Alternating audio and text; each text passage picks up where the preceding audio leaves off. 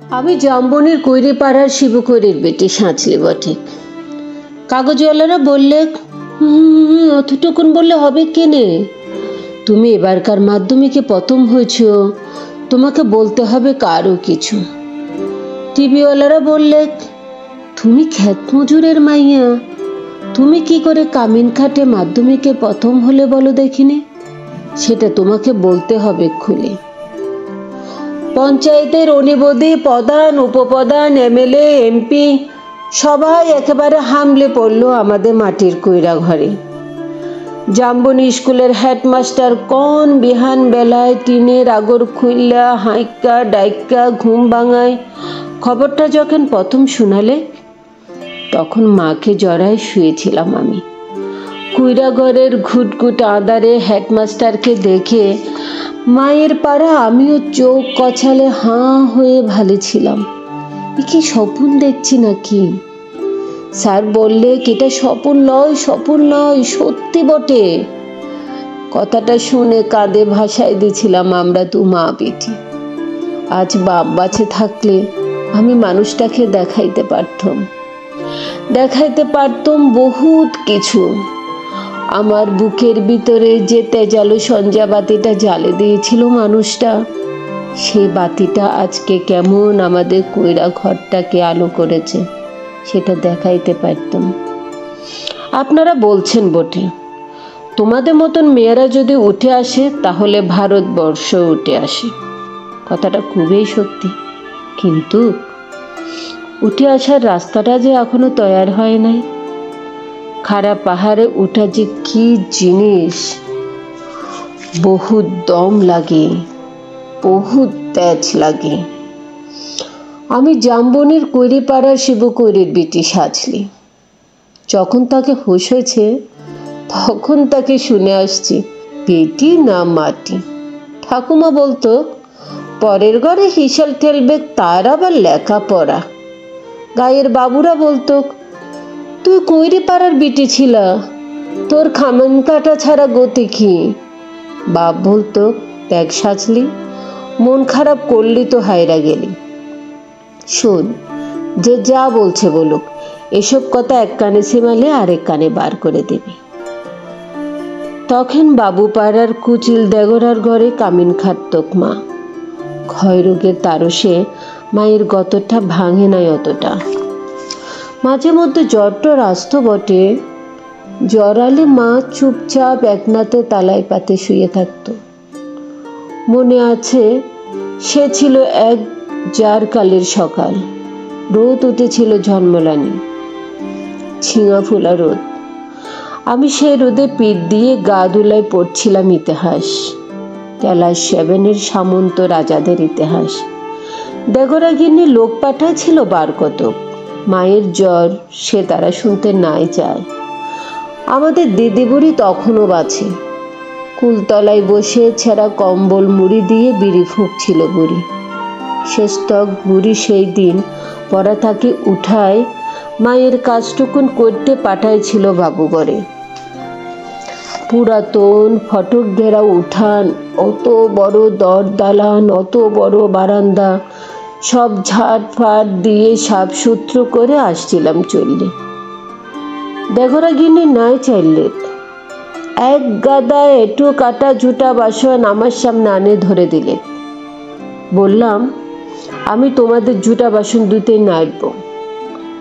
বাবু গিন্নির সে কি রাগ! কি বললি তুই?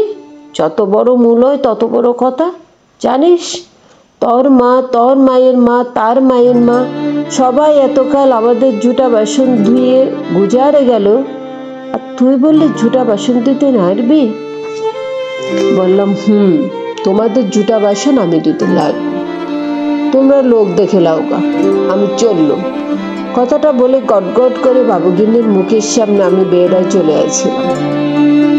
তা বাদে সে নিয়ে কি কাণ্ড, কি ঝামেলা!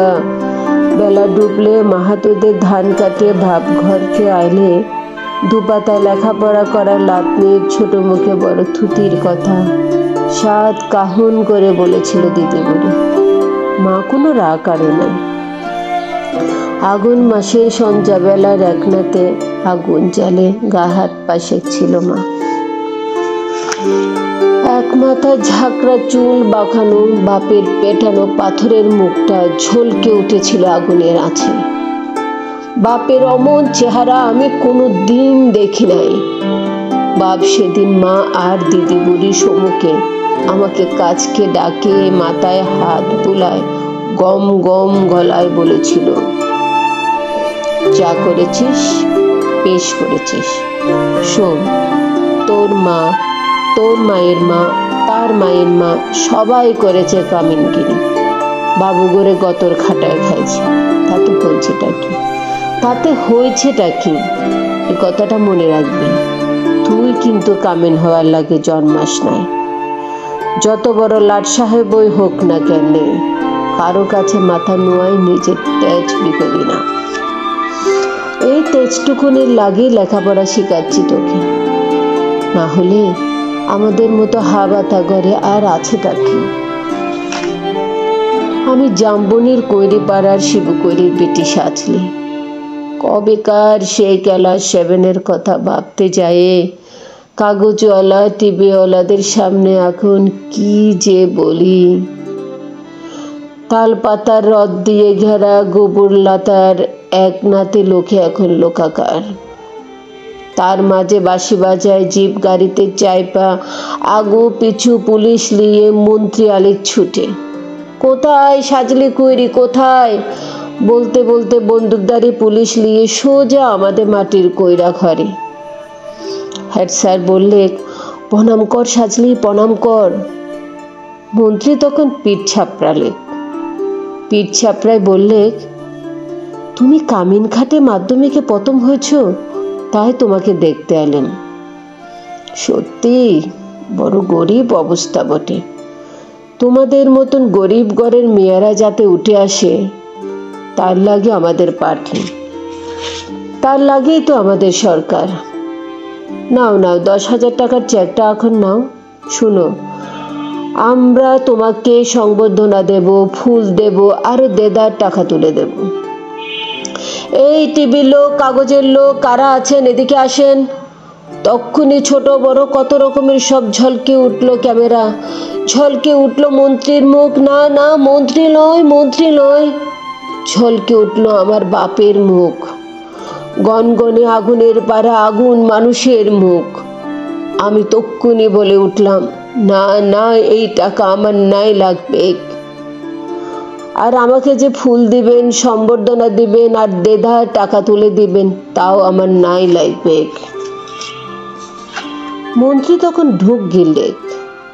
গায়ের সেই দেগরা গিন্নির বড় বেটা, সে এখন পার্টির বড় লেতা। ভিড় টেলে সে এসে বললে, কেনে, কি হয়েছে রে সাজলি? তুই তো আমাদের ঘরে কামিন ছিলি, বল তোর লাগে কি আমরা করতে পারি বল, তোর কি লাগবে খুলে বল খালি। বললাম, আমার পাড়া শয়ে শয়ে আরো অনেক সাজলি আছে, আরো শিবু কৈরির বিটি আছে গা গেরামি। তারা যতদিন অন্ধকারে পড়ে থাকবে, তারা যতদিন লেখাপড়ার লাগে কাঁদে বলবে, ততদিন কোনো বাবুর দয়া আমার নাই লাগবে। শুনছেন আপনারা? ততদিন কোনো বাবুর দয়া আমার নাই লাগবে।